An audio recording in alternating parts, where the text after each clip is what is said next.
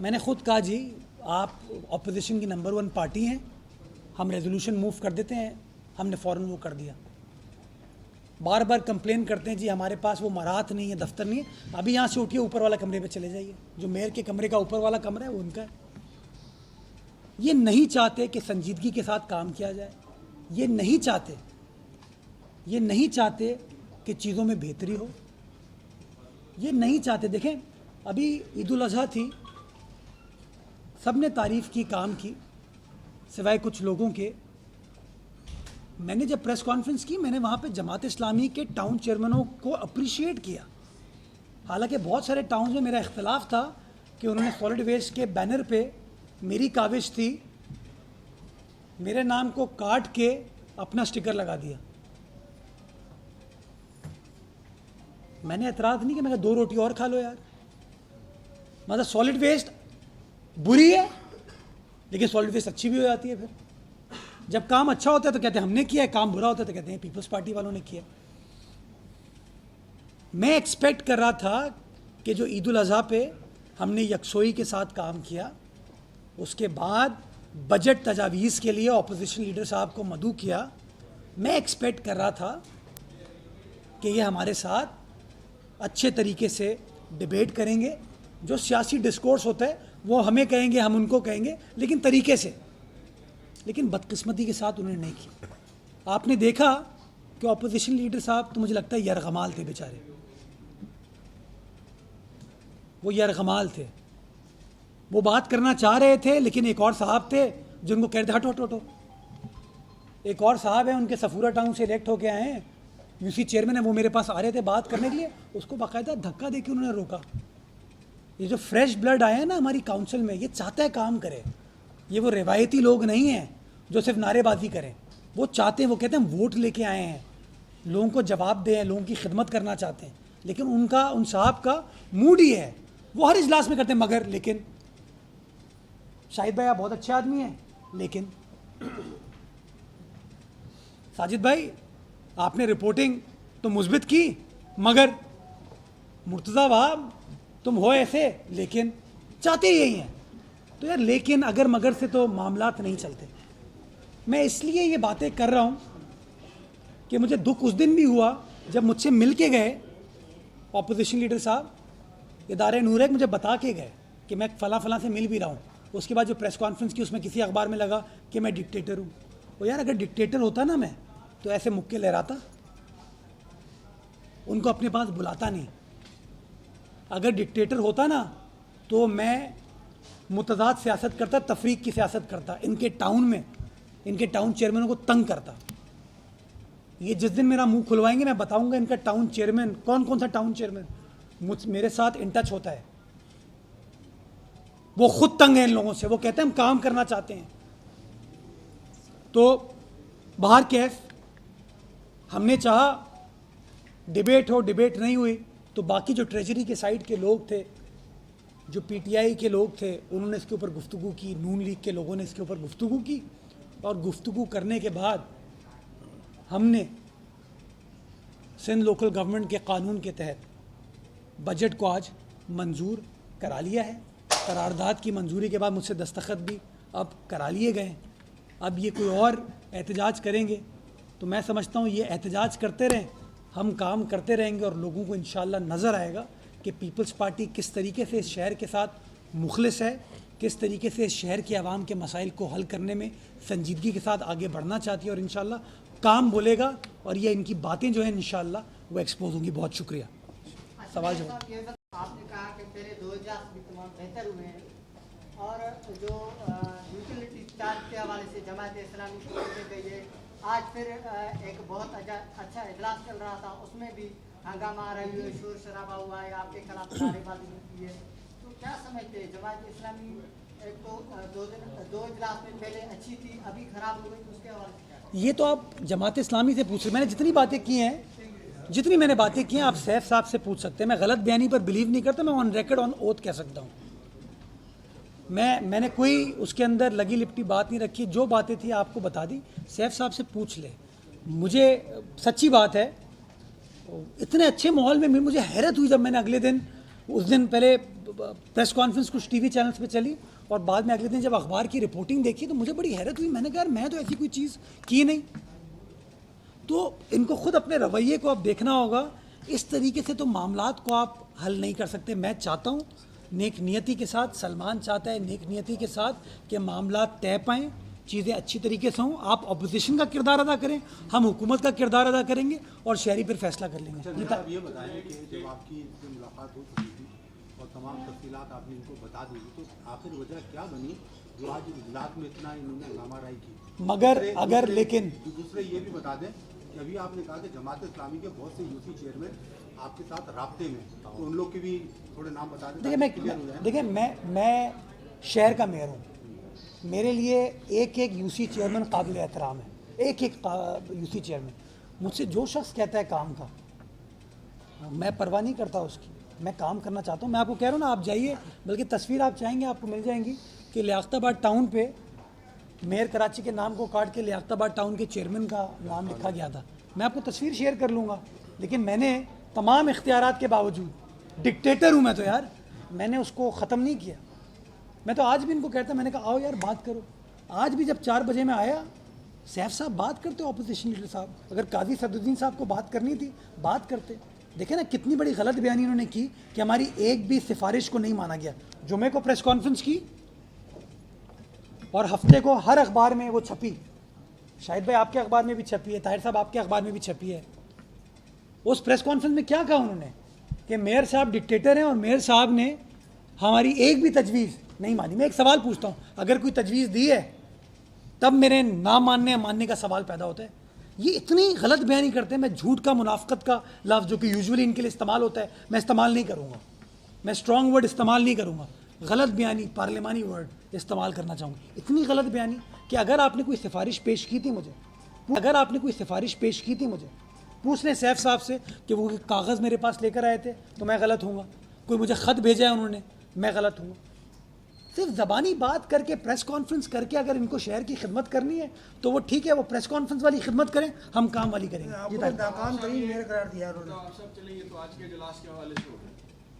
मैं generally budget के हवाले से बात करना चाह रहा हूँ। आसफा भुट्टो साहब ने कल कौमी असम्बली में वफाकी बजट को अवाम दुश्मन करार देकर बिल्कुल यकसर उसको मुस्तरद कर दिया और उसकी वजूहत उन्होंने वही बताई कि बेतहाशा टैक्सेस जो पहले लोग थे उनमें इजाफा और भी उनके इंसेंटिव नहीं दिए गए। लेकिन आपका केएमसी में जो पीपल्स पार्टी की सोच और अप्रोच है क्या, उससे उलट चीज़ें नज़र आ रही हैं। मसलन 2 टैक्सेस तो अपोज कर दिया, आप उसकी बेशक कहें कि वो इनिशिएटिव 2008 से टोल टैक्स में भी इजाफा कर दिया, तो कराची के साथ आप क्यों ऐसा कर रहे हैं? यही सवाल है जी। देखिए, मैं तो आज तकरीर में भी कहा है, मैंने कोई नया टैक्स नहीं लगाया। इस बजट में केएमसी ने कोई नया टैक्स नहीं लगाया। हमने तो वो जो 5000 वाला टैक्स है उसको कम करके 20 रुपये पे ले आए हैं। 100 यूनिट वालों को हमने एग्जाम भी कर दिया, हमने तो रिलीफ दी है। सिमिलरली टोल टैक्स जो है, आप उसके नोटिफिकेशन उठा के देख लें, वो भी पुराना मंजूर हुआ हुआ है, कोई नई चीज़ नहीं है। अगर कोई नई चीज़ मैं करूं तो बिल्कुल आप मुझसे सवाल जवाब करें। कोई मैंने मौजूदा महंगाई की मद में अगर कोई अपना फ़ीस बढ़ाई हो, जो सर्विस केएमसी प्रोवाइड करती है, रेंट वगैरह अभी बढ़ाया हो, वो भी हमने नहीं किया। मैं तो बल्कि अच्छी खबर सुने, अगर ये मेरी बात सुन रहे होते, कि हमने तो नया प्रोजेक्ट ये प्रपोज़ किया है कि हमारी मार्केटों को हम सोलर करेंगे और सोलर करने के बाद केएमसी उनको बिजली प्रोवाइड करेगी और जो मार्केट से उनको बिजली मिलती है, जो नेपरा का अप्रूव रेट है, उससे कम पे उनको देंगे। यानी कि जो भी हमारा दुकानदार है उसको बल्दिया उज़्मा कराची, पीपल्स पार्टी के तहत चलने वाली बल्दिया उज़्मा कराची तो रिलीफ देना चाहती है, ताकि उनको अगर 60 रुपये यूनिट बिजली मिल रही है जो नेपरा का अप्रूव रेट है, हम उनको 50 रुपये पे दे सकते हैं। इस तरह रिलीफ दे सकता हूँ ना मैं। तो मैं तो जो भी हमारे पास दायरे कार में चीज़ें आती हैं उसके ऊपर लगा हुआ और इंशाल्लाह लगे रहेंगे और लोगों को वाज़ेह डिफरेंस नज़र आएगा। आप सवाल एक सवाल इन्होंने चूँकि पूछ लिया था, नाकाम तरीन का ना, उन्होंने आपको नाकाम तरीन मेयर करार दिया है। बोला आप तो ढकने तक नहीं दे पाए। आप प्रेस कॉन्फ्रेंस करते हो ढकने देने पे, आप प्रेस कॉन्फ्रेंस करते हो राइशे उठाने पे। जो असल काम है शहर के, क्यों उनका सवाल था, वो था बेसिकली। आपने उसको जिस दिन नहीं आप, मैं चूँकि वो सवाल वहाँ से पूछ लिया था, जिस दिन उन्होंने मुझे नाकाम से कामयाब कह दिया, उनकी सियासत ख़त्म हो जाएगी। उनको सियासत करने दें भाई, मुझे कोई एतराज़ नहीं है। मुझे नाकाम कहें, निकम्मा कहें, निखट्टू कहें, मैं जमात इस्लामी का रुकन नहीं हूँ। आपने उनको राइट। ओपोजिशन लीडर को यजमान कहा है, जी जी तो आपके लिए बड़ा अच्छा एक अपॉर्चुनिटी थी कि जब वो आपके पास तनहा मिलने आए थे तो उस वक्त तो वो यजमान नहीं थे। जी जी, आप बैठ के उनसे कम से कम कोई भी पॉजिटिव बात कर सकते मैं तो साबिर भाई कह रहा हूँ ना, मैं तो की ना उनसे, मैं तो कह रहा हूँ उनसे पूछिएगा आप कि मैंने उनके साथ कोई बदतमीज़ी की हो, मैंने उनको बताया हो कि भाई आपकी ऐसी की तैसी मैं बजट पास करा लूँगा। मैंने कोई इस तरह की चीज़ नहीं की। इतने अच्छे माहौल में बात हुई, अच्छे शरीफ आदमी हैं। उन्होंने मुझे कहा हम सिटी इशूज़ में आपके साथ हैं, हम मामलात को रिजॉल्व करना चाहते हैं संजीदगी के साथ। तो मुझे इसलिए हैरत होती है कि मेरे पास से वो उठ के 11:15 पे आए थे, आधा घंटा मीटिंग चली, उसके बाद जब वो गए गालिबन कुछ 12:15 साढ़े 12 बजे उन्होंने प्रेस कॉन्फ्रेंस की। मुझे तो शौक लगा कि उन्होंने ऐसी बात क्यों की। और मैं आज भी कहता हूँ उनको इज्जत, उनका राइट है, वो इस काउंसिल के मुअज़्ज़ज़ ऑपोजिशन लीडर है, उनको मैं भी इज्जत एहतराम की निगाह से देखूंगा, डिप्टी मेयर साहब भी देखेंगे और तमाम काउंसिल को देखना चाहिए। लेकिन मेरे ख्याल में आप लोग आज ऊपर से देख रहे थे, आपको नज़र आ रहा होगा उन बेचारे के साथ क्या हुआ बेचारे का। जी शाहिद, एक मिनट शाहिद भाई। मुझे तो इस प्रेस कॉन्फ्रेंस में आपकी तबीयत और खैरियत पूछना चाहिए, क्योंकि मीडिया को ना कोई तकरीर दी गई, ना कोई बुक दी गई, ना आपका हमने खिताब सुना। तो इस प्रेस कॉन्फ्रेंस का मैं समझ रहा हूँ मकसद नहीं है, हमारे समझ में नहीं आई है कि आप जो है प्रेस कॉन्फ्रेंस कर रहे हैं, ठीक है करें, आपका हक है, लेकिन हमें कोई ऐसी चीज़ नहीं मिली, कोई सवाल करने के लिए कोई ज़ाहिर एजेंडा तो मिलता है, कुछ नहीं है, कुछ से कोई चीज़ नहीं है। आप देख लें, ये अली हसन साहिब साहब, ये आपकी जिम्मेदारी थी। मोबाइल चेक नहीं किया मैंने, तकरीर भी भेजी है और चले खैर, आप ये हार्ड कॉपी भी इनको दे दीजिएगा। जी जी बिल्कुल जी, मैं माजरा चाह, आपका हो गया है ना। ऐसे नहीं होगा, ऐसे नहीं। आप सवाल सुन लेते हैं, आप कहा गया बैरिस्टर की डिग्री आपके पास मैच नहीं हुआ, डिक्टेटर तो मतलब वर्दी वाला होता है, शायद इसलिए तो नहीं कहा गया कि DH को आप लोग हुकूमत 6,000 एकड़ जमीन देने जा रही है, बड़ा उनसे लिंक मोहब्बत ज़्यादा रहती है वर्दी और इस बजट में या इससे कबल भी कोई बजट में KMC की जानिब से कराची की आवाम के लिए कुछ ऐसी हाउसिंग स्कीम सस्ते रेट की कभी मुताबिक नहीं करवाई गई, जबकि इसके मुकाबले में शहीदों के नाम पर, शोदा के नाम पर जो है वो DH को सस्ती ज़मीन बल्कि कोड़ियों को मोल ज़मीन दे दी जाती है, तो कराची वालों का कोई हक नहीं, सब कुछ DH चाहते। अच्छा, मेरे ख्याल में उन्होंने इसलिए कह दिया डिक्टेटर कि उनको आदत जनरल ज़ियाउल हक की है। जब अफ़गानी साहब को 8 साल तक कराची की भागदौड़ दी गई थी, अल्लाह बख्शे अफ़गानी साहब को मैं इज़्ज़त करता हूँ उनकी, इसी तरीके से उनको शायद परवेज़ मुशर्रफ की आदत है, जब नेमतुल्लाह साहब को 4 साल के लिए कराची की भागदौड़ दे दी गई थी, तो शायद वो यूज़ टू हैं कि डिक्टेटर ही इन चीज़ों को चलाता है। हालात तब्दील हो चुके हैं, वाक़यात तब्दील हो गए। ये 1979 का कराची नहीं है, ये 2024 का कराची है, ये बिलावल भुट्टो जरदारी का कराची। और इंशाअल्लाह वही तकलीफ़ है उनको, वही परेशानी है कि अब मेयर कराची जो है ना, वो इख्तियारात का रोना नहीं रोता। मेयर कराची जो है जब बैठता है तो कोशिश यही करता है कि हाँ जी, लोगों को रिलीफ किस तरह दी जा सकती है, लोगों के मसाइल कैसे हल हो सकते हैं। जो आपने हाउसिंग वाली बात की, तजवीज़ आपकी बिल्कुल ठीक है। हम KMC के मामलात को ठीक करने की कोशिश कर रहे हैं, पैरों पर खड़ा करने की कोशिश कर रहे हैं। कोई भी इदारा, उसकी फाइनेंशियल स्टेबिलिटी जब तक नहीं होती ना, उसमें इन्वेस्टमेंट उस तरीके से नहीं आ पाती। मैं आपको अच्छी खबर ये दे दूं कि मैंने नुसरत भुट्टो कॉलोनी के लिए एक पब्लिक प्राइवेट पार्टनरशिप में पायलट प्रोजेक्ट हमने कंसीव किया है, जिसके अंदर टारगेट, जिस तरह इंडिया में मुंबई में धारावी के अंदर उनके स्लम्स को, कच्ची आबादी को ख़त्म करके वर्टिकल स्ट्रक्चर्स बनाए गए थे, हम उसी तरीके से नुसरत भुट्टो कॉलोनी चूँकि KMC की लीज़ है तो हम उसको पायलट करना चाह रहे हैं, और उसको मैं जो ट्रांसपेरेंट तरीके से पब्लिक प्राइवेट पार्टनरशिप में हो सकता है उसमें कैरी आउट करना चाहता हूँ। नेचुरली जो भी प्राइवेट इन्वेस्टर आएगा वो चाहेगा कि प्रेडिक्टेबिलिटी हो, सर्टेनिटी हो KMC की पॉलिसीज़ में, और वो जो इन्वेस्टमेंट करेगा उसकी इन्वेस्टमेंट KMC फाइनेंशियली सिक्योर कर पाएगी। तो इंशाल्लाह वो चैलेंजेस हम आहिस्ता आहिस्ता अबूर करते जा रहे हैं। मैं कॉन्फिडेंट हूँ इंशाल्लाह कि ये जो अब साल फाइनेंशियल स्टार्ट होगा, इसके अंदर आपको ये जो पायलट प्रोजेक्ट हम नुसरत भुट्टो कॉलोनी का डिस्ट्रिक्ट सेंट्रल का सोच रहे हैं, इंशाल्लाह इसका पायलट प्रोजेक्ट हम स्टार्ट करने में होपफुली कामयाब हो पाएंगे। अदरवाइज़ अगले बजट में इंशाल्लाह आपको कोई ना कोई चीज़ इसमें नज़र आएगी। मैं सबके सवाल लेने को तैयार हूँ। ये बताइए, वज़ीर बलदियात ने कल असेंबली में तकरीर की शहर में पानी के लिए जो है कुछ कभी होगी शहर में तो पानी के लिए कोई तजवीज़ हम ले रहे हैं और आज जो है इनकी सियासत भी शोर शराबा भी पानी दो पे थी, तो क्या समझते हैं कि पानी तरीके से जो आपकी बजट आ रहा है। दूसरा ये बताएं कि जो दीपा और जो गुलशन के एयरपोर्ट थे वहाँ पे भी कुछ लाइटें लगी थी, कल लगी थी, आज जो है वो वहाँ पे नहीं है, तो उस पर क्या आपने कोई एक्शन लिया है, कहीं शोर शराबा वाले उसके पीछे ना हुआ। यार ये साजिशें तो होती रहती हैं। जो सईद गनी साहब का स्टेटमेंट है, देखिए पानी का काम केएमसी का नहीं है, वो वाटर बोर्ड का है।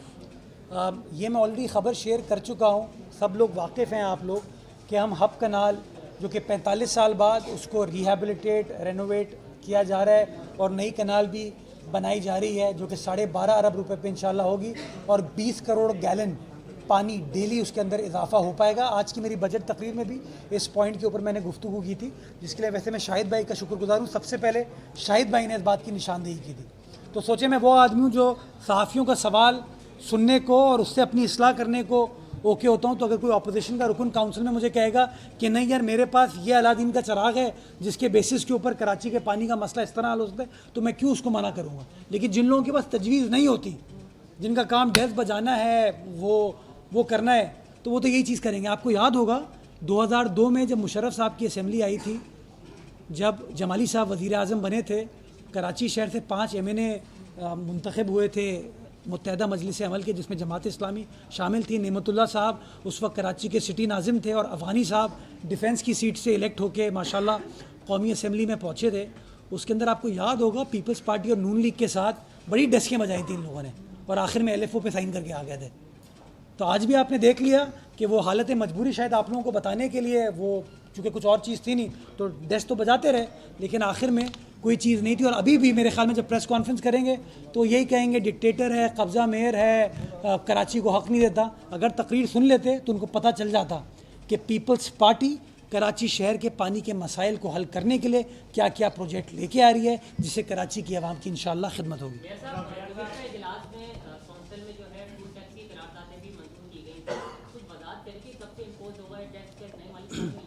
जी ये करारदाद नहीं, करारदाद मंजूर हुई थी इस हवाले से।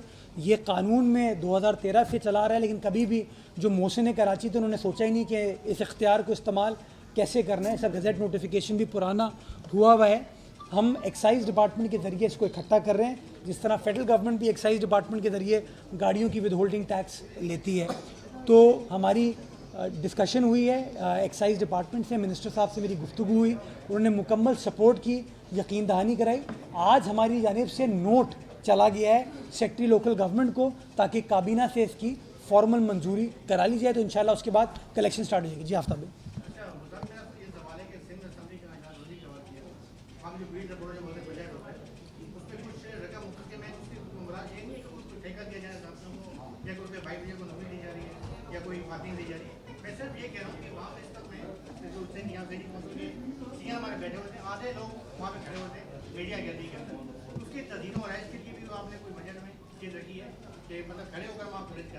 चलें, ये आपकी बात दुरुस्त है। सहाफ़ी भाई बहनों के लिए अगर चीज़ों को बेहतर करने के लिए जो जो चीज़ों की गुंजाइश है इंशाअल्लाह वो चीज़ कर ली जाएगी। इतना बड़ा कोई इशू नहीं है। जी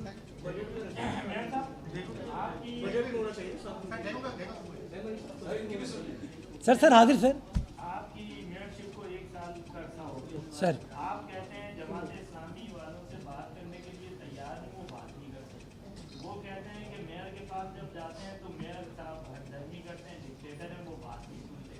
मतलब 1 साल का अर्सा हो गया, सूबे दिल्ली का खेल जारी है। आप क्या समझते हैं कि कोई मीडिएटर की ज़रूरत है जो दोनों को बिठाए, क्योंकि नुकसान तो कराची वालों का हो रहा है ना। और दूसरा सवाल ये है कि NQCT का आपने 1 साल में 4 अरब रुपए की बात की थी, लेकिन बजट में रिक्वेस्ट हो रहा है 2 अरब। तो इन दोनों सवाल जी, वो आपका मैं सवाल पहले दोहराता हूँ, इससे मुनाफिकत जो झलकती है। सवाल से नहीं सवाल नहीं सर, नहीं सर, शरारत से परहेज़ करें। तो मैं बताता हूँ क्या मुझ पर इल्ज़ाम लगा कि हम जब मेयर साहब के पास जाते हैं वो हट धर्मी करते हैं, राइट, डिक्टेटर। उनसे ज़रा पूछिए वो मेरे पास कितनी बार आए हैं, और मैं जवाब देता हूँ कि मैं उनके पास कितनी बार गया हूँ। मैं हाफिज़ नईमुर रहमान साहब जिस दिन इलेक्ट हुआ 15 जून को, उस दिन आर्ट्स काउंसिल में मैं हाफिज़ साहब को मैंने कहा कि मैं आपके साथ बैठना चाहता हूँ। 19 जून को हलफ बर्दारी के बाद जो पहली मीडिया टॉक की उसमें कहा मुलाकात नहीं हो पाई। हाफिज़ साहब बीमार हुए, मैं इज़्ज़त कर, मैंने हमेशा एहतराम से बात की है सियासी इख्तलाफात के बावजूद। बीमार हुए, मैं उनके घर तशरीफ़ लेके गया, उन्होंने मेरी इज़्ज़त अफजाई की। उसके बाद MUCT की जिस दिन करारदाद मूव करनी थी उस दिन मैं सुबह इदारे नूर हक गया, मेरे साथ डिप्टी मेयर साहब भी मौजूद थे, दिल मोहम्मद भी थे, जुम्मन भी थे। मैंने तो बता दिया, इनसे पूछिए मेरे पास कितनी बार आए हैं। मेरे पास सिर्फ एक बार आए हैं, एक बार सैफुद्दीन एडवोकेट साहब आए हैं, और अगर मैंने उनके साथ कोई हठधर्मी की हो, बदतमीज़ी की हो, गलत बयानी की हो, तो जो चोर की सज़ा वो मेरी सज़ा, मैंने नहीं की। और मैं आज भी कहता हूँ कि मेरे लिए वो काबिल एहतराम है। जमात इस्लामी के जितने भी अरकान हैं वो जो भी करना चाहते हैं तो उनसे बराए मेहरबानी ये 2 सवाल पूछ लीजिएगा जो उन्होंने कहा कि मेयर साहब हठधर्मी दिखाते हैं, जब भी वो बुलाते हैं तो उनसे पूछ लीजिएगा कितनी दर्जन बार वो मेरे पास आए और मैंने क्या हठधर्मी दिखाई है।